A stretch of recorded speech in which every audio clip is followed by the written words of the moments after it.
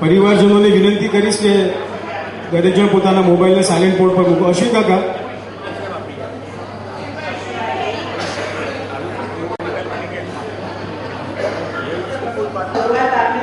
પરમાત્માને યાદ કરીને કહીએ.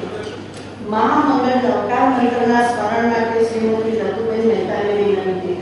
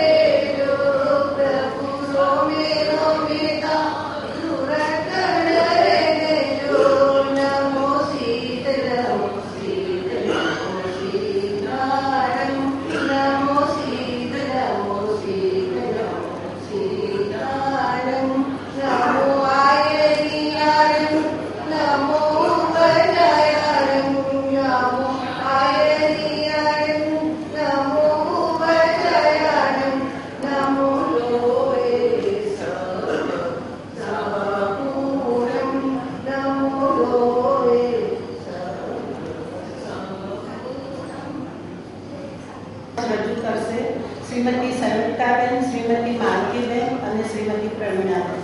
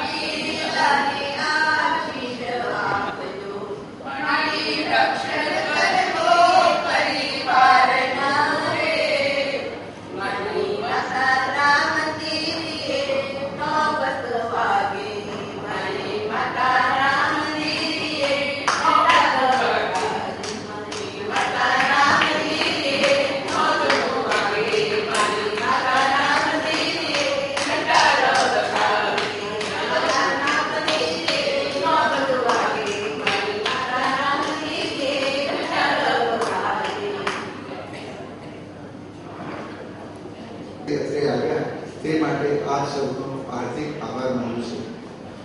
આપણે સૌએ સાથે મળીને માતાજીનું પૂજન કરી આશીર્વાદ લઈ ઉત્સાહથી આજના સમારંભનો પ્રારંભ કર્યો.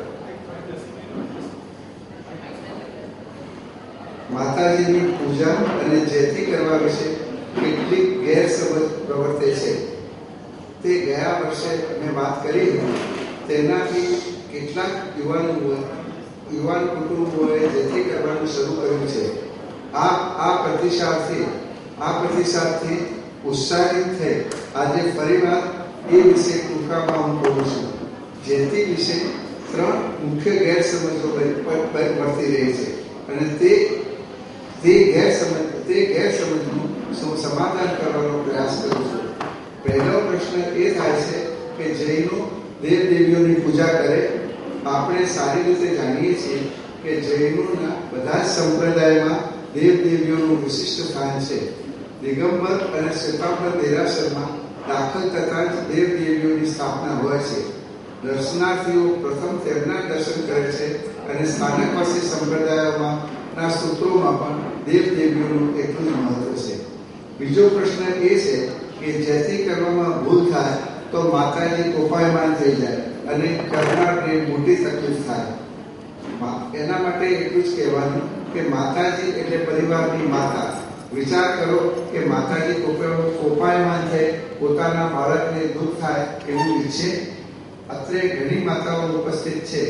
કઈ માં પોતાના બાળકનું બુરું ઈચ્છે છે? તેઓ બાળકનું સદા ભલું જ ઈચ્છે અને તેમ જ વિચારે કે મારા બાળકોનું સારું થાય. માટે આવી ગેરસમજ દૂર કરવી અને એ કાઢી નાખવી. બીજો પ્રશ્ન એ થાય છે કે કોઈ પણ જગ્યાએ જેથી કરી શકાય.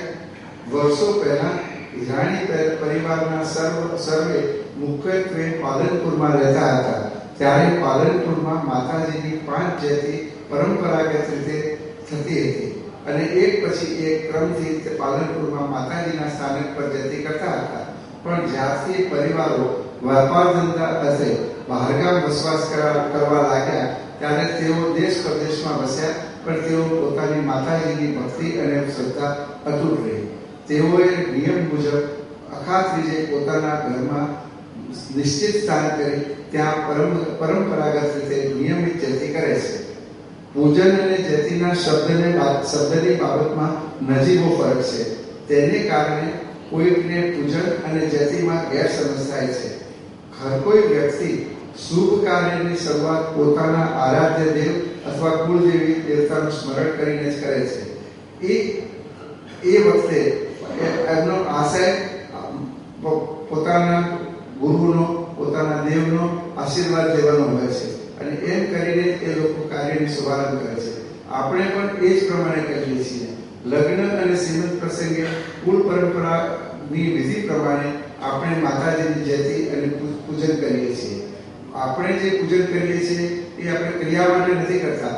આપણે માતાજીની શ્રદ્ધાથી ભાવાત્મક રીતે જયંતી અને પૂજન કરીએ છીએ અને માતાજીના આશીર્વાદ પ્રાપ્ત કરીએ છીએ.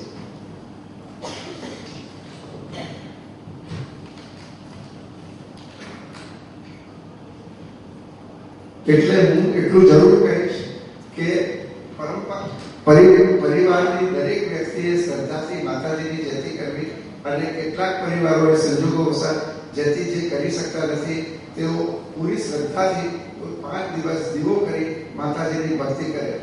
જયંતીના 5 દિવસે માતાજીના નામથી દીવો કરી શ્રદ્ધાથી ભક્તિ જરૂર કરવી. કોઈને જયંતી વિશે માર્ગદર્શન જોઈએ અથવા જયંતીના દિવસે દર્શન કરવાની ભાવના હોય તો તેઓ અમારો સંપર્ક કરશો. શ્રદ્ધાથી ભક્તિ કરનારની સાથે માતાજીના આશીર્વાદ હંમેશા રહે છે અને તેને સુખ, શાંતિ અને સફળતા મળશે. માતાજીની અસીમ કૃપા અને પ્રેરણાથી નિર્મિત માતાજીના સ્થાનકની જાળવણી અને અતિથિ ગૃહની વ્યવસ્થા બરોબર થાય છે. સ્થાનકમાં અખંડ દીવો પૂજા શેષ ધરાવી આરતી નિયમિત થાય છે. માતાજીના દર્શન કરવા જનારને ઈરાની પરિવારને કોઈ પણ અતિથિ ગૃહમાં નિયમ પ્રમાણે ત્યાં રૂમ બુક કરાવી રહી શકે છે. તેઓની જરૂરી સગવડ સાચવવાની પૂરતી કાળજી રખાય છે. તેમ છતાં ત્યાં કોઈ સ્ટાફની કંઈ ભૂલ થઈ હોય અથવા કોઈ કંઈ પણ કારણ હોય તો તે અમને જણાવશો. આપ સૌને જણાવતા આનંદ થાય છે કે આ વર્ષ દરમિયાન પરિવારજનોએ લખાવ્યા પ્રમાણે જન્મદિવસ, લગ્નતિથિ અને સ્મૃતિ દિવસે નિમિત્તે પાલનપુરથી માતાજીની પૂજા કરી શેષ ધરાવી લગભગ 260 શેષ અને SMS મોકલ્યા છે. આ ઉપરાંત પ્રત્યેક હિરાણી પરિવારની વડીલ વ્યક્તિને તેમના જન્મદિવસે માતાજીના આશીર્વાદ મોકલીએ છીએ. ભારતમાં રહેતા પરિવારને SMS થી મોકલીએ છીએ અને પરદેશમાં વસતા પરિવારોને ઈમેલથી આશીર્વાદ મોકલીએ છીએ.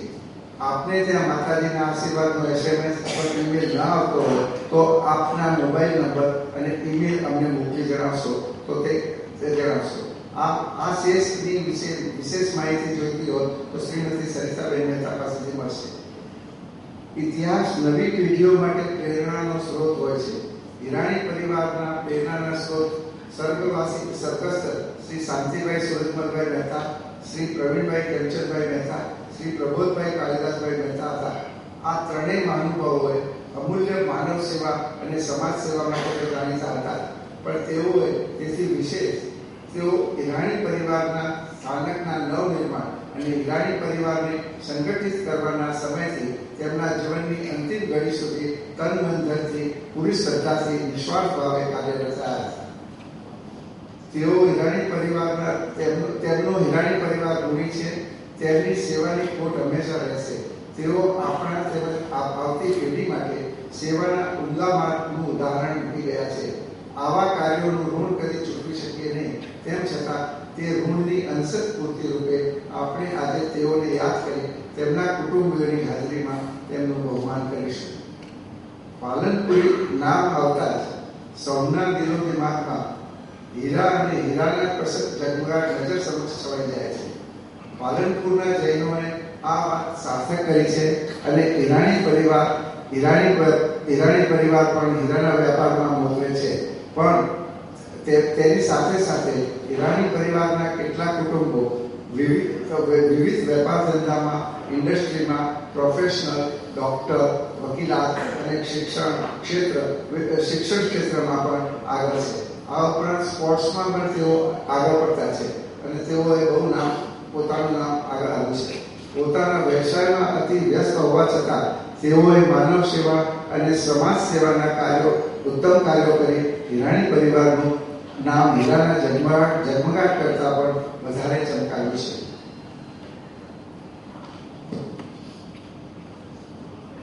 આપણા હિરાણી પરિવારની ઘણી વ્યક્તિઓ સેવાના કાર્યમાં અગ્રેસર છે.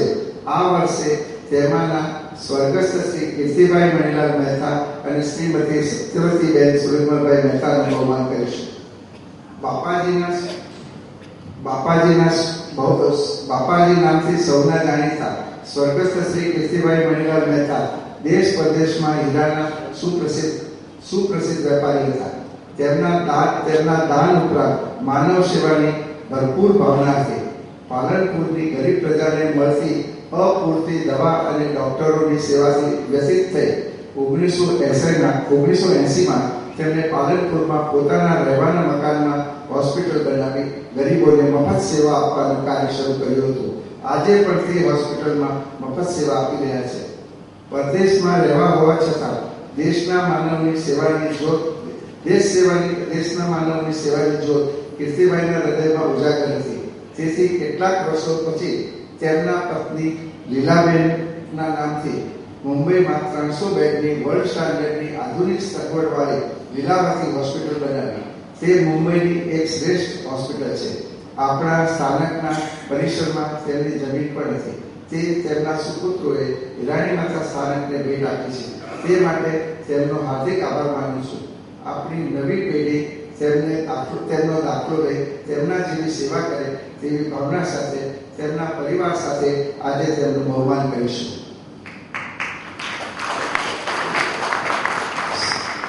સત્તુબેનના હુલામણા નામે જાણીતા હિરાણી પરિવારના પ્રતિભાવાન ઉચ્ચ શિક્ષિત સાથે પોલિટિકલ સાયન્સમાં પીએચડી કરનાર પુત્રી એટલે ડોક્ટર સત્યવતીબેન સુરેન્દ્રભાઈ મહેતાની ઓળખની કોઈ જરૂરત નથી.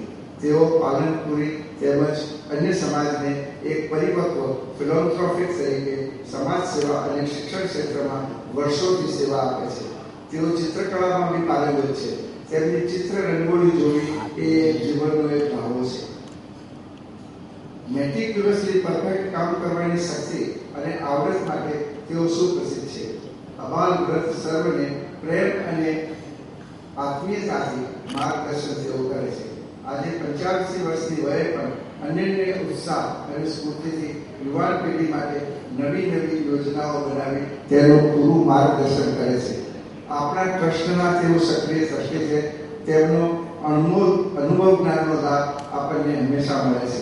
આપણી નવી પેઢી તેમનો દાખલો લે તેમના જેવી સેવા કરે તેવી ભાવના સાથે તેમના પરિવાર સાથે તેમનું બહુમાન કરીશું. સુખ-દુઃખના સહિયારા થવા કોશિશ કરીએ. પરિવારના કેટલાક સાથે વ્યક્તિગત રીતે નિકટ આવી પરિવાર શબ્દને સાર્થક બનાવીએ, એટલે કે સાચો બનાવીએ. બધાને આપને પરિવારના ઉત્કર્ષ માટે કંઈ પણ કહેવું હોય તો અત્રે મંચ પર આવી કહી શકો છો, અથવા આપણે રૂબરૂ કે લેખિત જણાવશો. પ્રત્યેક શાળા રચનાત્મક કામ પરસ્પરના સહકાર અને નાણાકીય સહયોગથી જ શક્ય બને છે. પરિવારને સંગઠિત કરવાના પ્રથમ પ્રયાસ રૂપે આપણે વર્ષમાં 2 વખત સ્નેહ સંમેલનની યોજના યોજીએ છીએ અને તેનો કન્સેશનલ ખર્ચ લઈને તે બધાને ભેગા થાય તે માટે યોજીએ છીએ. પરિવારના સર્વ મારા ભાઈ બહેનોને તેઓ તેમના સહકાર અને નાણાકીય સહયોગ માટે વિનંતી કરું છું.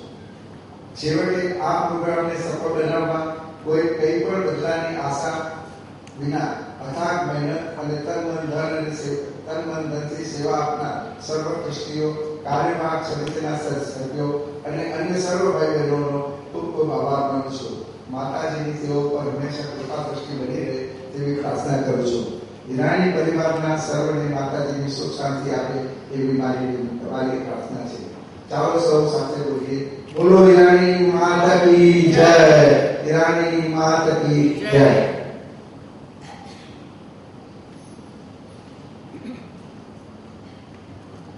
હિરાણી પરિવારના જળહંતા સીતારામ અને પ્રશંસાજનક કાર્ય કરનારને પ્રોત્સાહન આપવા તેમજ તેની સમાજમાં સરાહના કરવા બિરલા ક્રીડા કેન્દ્ર ચોપાટી મુંબઈમાં કાર્યક્રમનું આજે આયોજન કર્યું છે. આ વર્ષે હિરાણી માતા સ્થાનક ટ્રસ્ટને 21 વર્ષ પૂરા થાય છે, ત્યારે આપણે આ સંસ્થાના પાયાના સ્તંભ જેવા હિરલાઓ જેઓ અત્યારે આપની વચ્ચે ઉપસ્થિત નથી, તેમની નાખેલા મજબૂત પાયાથી સંસ્થા આજે સમાજમાં દરેક સ્તરે ઉચ્ચ સ્થાન ધરાવે છે. તેઓનું બહુમાન કરી આપને તેમનું ઋણ અદા કરીએ. પ્રથમ મુરબ્બી શ્રી શાંતિલાલભાઈ સુરેન્દ્રભાઈ મહેતા. હીરાના વ્યવસાયમાં આ નામથી અજાણ ભાગ્યે જ કોઈ હોય તેવા મુરબ્બી શ્રી શાંતિભાઈ જરૂરિયાતમંદો માટે તારણહાર હતા. ઉદાર પ્રામાણિક શાંતિભાઈને સામાજિક ક્ષેત્રે પણ ખૂબ જ ઉત્તમ પ્રદાન નોંધાવ્યું છે. મુંબઈની વિખ્યાત હીરા બજારની સંસ્થા બોમ્બે ડાયમંડ એસોસિએશનના તેઓ સન 1967 થી 1970 સુધી પ્રમુખ પદે રહ્યા. એસોસિએશનની સન 1982માં ઉજવાયેલી પ્લેટિનમ જ્યુબિલી વખતે તેઓની સેવાના કદર રૂપે પ્રમુખ તરીકેની ઉલ્લેખનીય સેવા બદલ વિશિષ્ટ એવોર્ડ પ્રદાન કરવામાં આવ્યો હતો. અનેક સંસ્થાઓ સાથે જોડાયેલા શ્રી શાંતિભાઈ શિશુ શાળા અને જૈન ક્લિનિક સાથે ખૂબ જ નજીકથી જોડાયેલા હતા. અન્યને મદદરૂપ બની નિષ્કામ ભાવે કામ કરી આપવાની તેમની ભાવના ખૂબ જ ઉદાત્ત હતી. સરળતા, સ્વસ્થતા અને પરિસ્થિતિનો સરળતાથી સામનો કરવાની કુશાગ્ર બુદ્ધિના તેઓ સ્વામી હતા. આવા શ્રી શાંતિભાઈની હિરાણી માતા પ્રત્યેની અતૂટ શ્રદ્ધાએ હિરાણી માતા પરિવારને એક તાંતણે બાંધ્યા છે. તેમના પુત્ર કેવુરભાઈ અને પુત્રી નિયતિબેનને સ્ટેજ ઉપર આવી હિરાણી માતા પરિવાર તરફથી લાગણીના ભાગરૂપે અપાયેલ પુષ્પગુચ્છ અને મોમેન્ટો સ્વીકારવા વિનંતી. શ્રી નાનુભાઈને વિનંતી કે મુરબ્બી શ્રી દિનેશભાઈની સાથે તેઓ મળી અને આપણે સર્વે તાળીઓના ગડગડાટથી તેમને વધાવીએ. કેવુરભાઈ અને નિયતિબેન.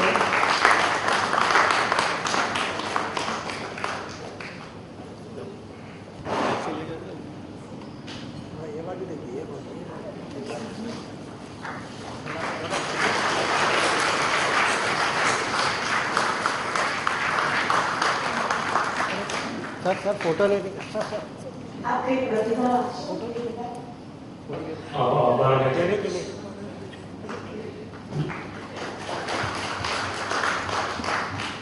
Thank you केवलभाई. મુરબ્બી શ્રી પ્રવીણચંદ્રભાઈ ખેમચંદભાઈ મહેતા.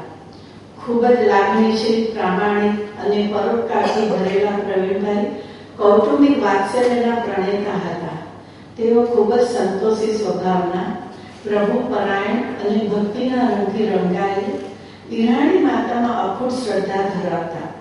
સ્વર્ગસ્થ શ્રી પ્રવીણભાઈ જીવનની અંતિમ પળો સુધી માતાજીનું સ્થાનક જલ્દી બન્યું તેવી જ ખેવના રાખતા. પાલનપુરની પાઠશાળામાં ભણાવતા પ્રવીણભાઈ મુંબઈમાં પણ યુવાનોને પોતાની પાસે બેસાડી હીરાનો ધંધો શીખવાડતા. આમાંના ઘણા આજે ધંધામાં ખૂબ જ આગળ છે અને આનાથી તેમનો પરિવાર ખૂબ જ આનંદિત છે. જગાડામાં હાઈસ્કૂલ, ઉત્તર માધ્યમિક શાળા તથા પ્રાવીણ્ય છાત્રાલયના તેઓ દાતા છે. તેમના સહયોગથી Palanpur teachers training college for special children, computer centre, electronic workshop ચાલે છે. 1970થી જીવન પર્યંત Bhabha hospital, Nanavati hospital, Cooper hospital અને હરકિશન દાસ હોસ્પિટલમાં દર્દીઓને દર રવિવારે મળવા જતા અને નિજના ખર્ચે તેમને ફળ તથા દવા આપતા. તેમના ધર્મપત્ની શ્રી સંયુક્તાબેન, પુત્ર પ્રતિશભાઈ, પુત્રી વિભા, સંગીત, પુત્રવધુ અજ્ઞાની વિનંતીથી તેઓ આગળ આવે અને સંસ્થાનું બહુમાન સ્વીકારે. શ્રીમતી સંધ્યાબેનને વિનંતી કે તેઓ સરિતાબેનને પુષ્પગુચ્છ અને મોમેન્ટો આપે અને સરિતાબેન આપને વિનંતી કે આપ સ્વાગત કરો શ્રીમતી સંયુક્તાબેન અને પરિવારજનો. આવા ઊંડા પ્રામાણિક પ્રવીણભાઈ મારા મામા હતા તે મારા માટે ખૂબ અહોભાગ્યની વાત છે. સંયુક્તાબેન અને પરિવારજનો.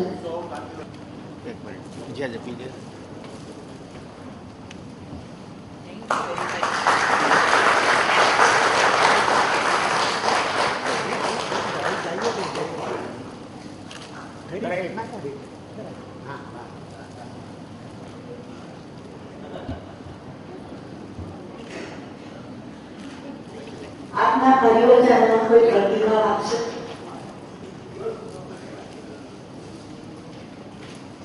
What my father has done, we are here because of that. Your brother, we feel for each other. And we hope that it carries on. And the people who have done WhatsApp has brought us together again. So we are coordinating each other in a better way. Thanks. અમદાવાદમાં પોતાનું ભણતર પૂરું કરી